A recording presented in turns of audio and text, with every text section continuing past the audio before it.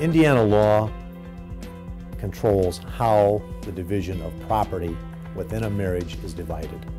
The way it's divided by statute under the law of Indiana is there are certain presumptions.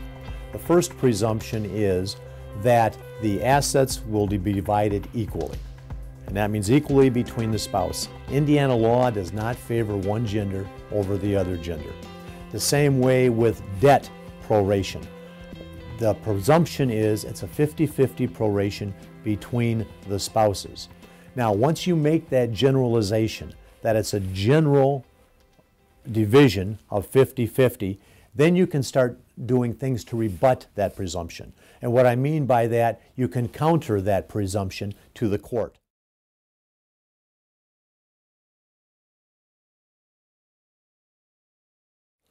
And some of the countering of that presumption is this, that the husband earns $70,000 a year, the wife only earns $15,000 a year. It doesn't make sense with that type of disparity in income then to divide the assets on a 50-50 basis. So we look at the income level of the parties to help us rebut that 50-50 presumption. Also, along that same line, we look at how many years the parties have been married. If it's a 1 or 2 year marriage, more than likely we're still going to have that 50-50 presumption. We start getting out beyond 10, 15, 20 years, and you may have a couple of children involved at that particular point.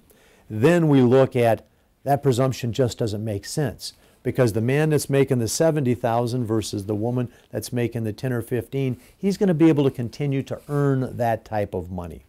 The wife is not going to all of a sudden, because they're divorced, now start earning that type of money.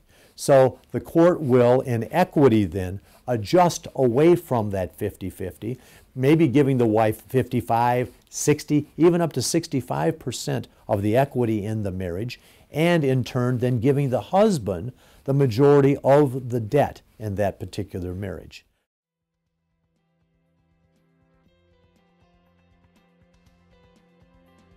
We will also look at if there are small children.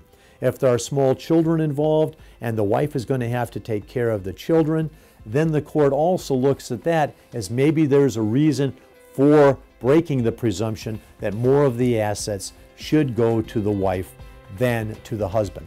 Always looking at who is going to be able to replenish what is lost or gained at that time of the divorce.